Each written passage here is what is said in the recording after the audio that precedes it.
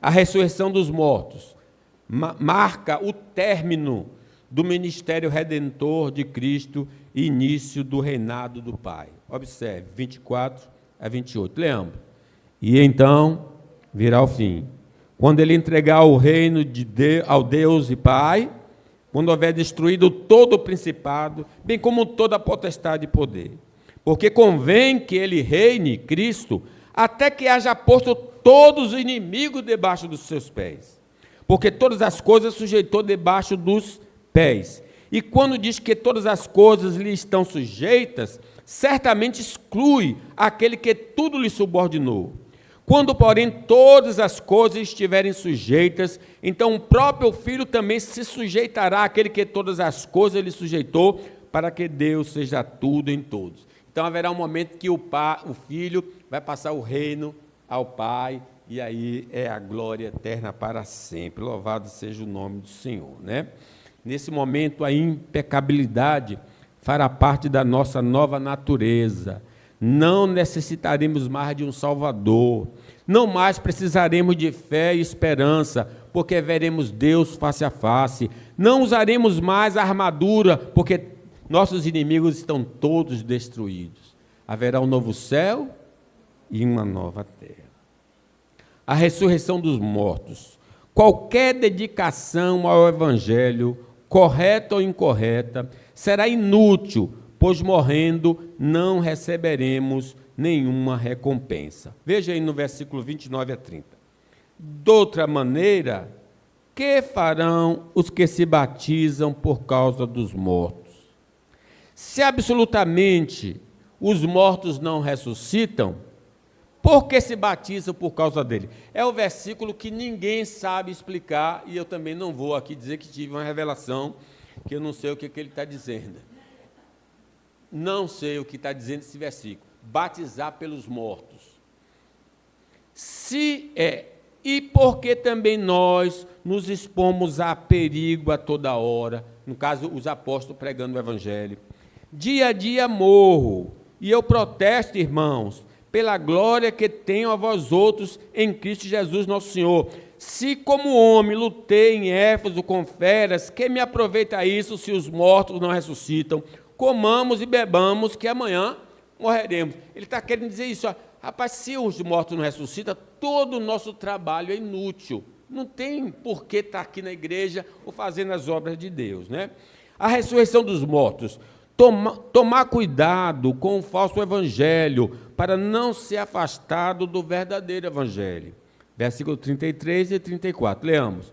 Não vos enganeis, as más conversações corrompem os bons costumes.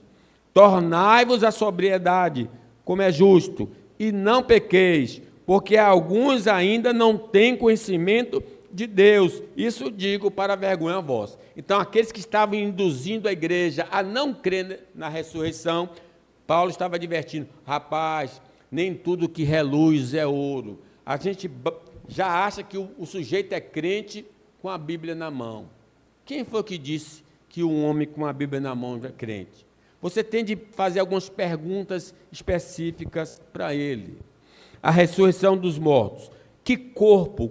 Como será o corpo nosso? Observe o 35 a 37. Leamos. Mas alguém dirá, como ressuscita os mortos? E em que corpo vem? Essa pergunta é de incrédulo. É a pergunta daquelas pessoas que não criam na ressurreição, então estavam argumentando, fazendo esse tipo de argumento. Olha a resposta de Paulo. Insensatos ou ignorantes, o que semeias não nasce se primeiro não morrer. E quando semeias, não semeias o corpo que há de ser, mas o simples grão, como de trigo ou de qualquer outra semente. Então, o corpo atual que nós temos vai desaparecer para dar lugar a um corpo glorioso da ressurreição. A ilustração pega um feijãozinho, a semente que a gente conhece muito, você planta, bota na terra, com o tempo ela vira uma plantinha, houve uma modificação. Então, nosso corpo desce de um jeito hoje, mas quando ressuscita, ressuscita com um corpo diferente, totalmente diferente do atual. Diferente em essência, certo? A gente vai ver aqui. O corpo glorioso da ressurreição é um ato poderoso de Deus, nosso Pai. Vejam aí. Mas Deus, 38, mas Deus lhe dá o corpo como lhe aprover dar, e a cada uma das sementes o seu corpo apropriado. Então, todo o corpo das sementes, que a aparência da semente, né, das plantas, é Deus que dá. Vejam, nem toda a carne é a mesma, porém uma é a carne dos homens, outra a dos animais, outra das aves e outra dos peixes. Veja quantos corpos aqui diferentes ele está mencionando. Também há corpos celestiais, lá o sol, a lua, né? E corpos terrestres. Sim, e sem dúvida, um é a glória dos celestiais, a outra a dos terrestres. Um é a glória do sol, outra a glória da lua e outro a das estrelas. Porque até entre estrelas, a estrela há diferença de esplendor. Então vejam, Deus tem muita sabedoria e poder para fazer ou nos dar um corpo sem igual, um corpo glorioso, né? O corpo glorioso da ressurreição será indestrutível, atraente e poderoso. Sabemos disso por essas palavras que aqui estão.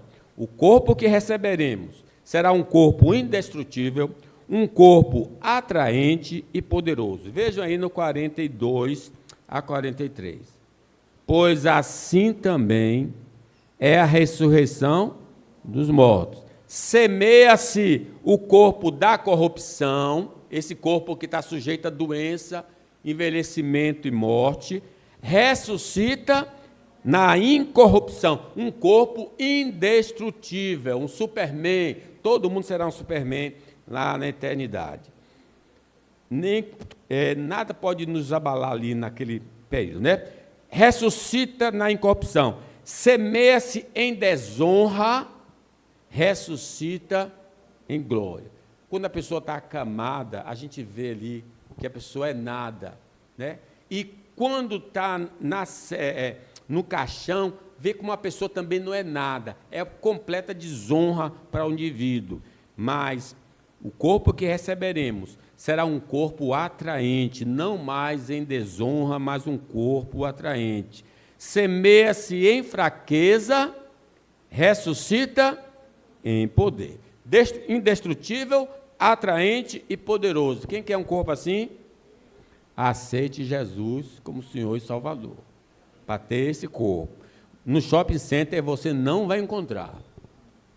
Na boca do rio, aqui no comércio, você não vai comprar.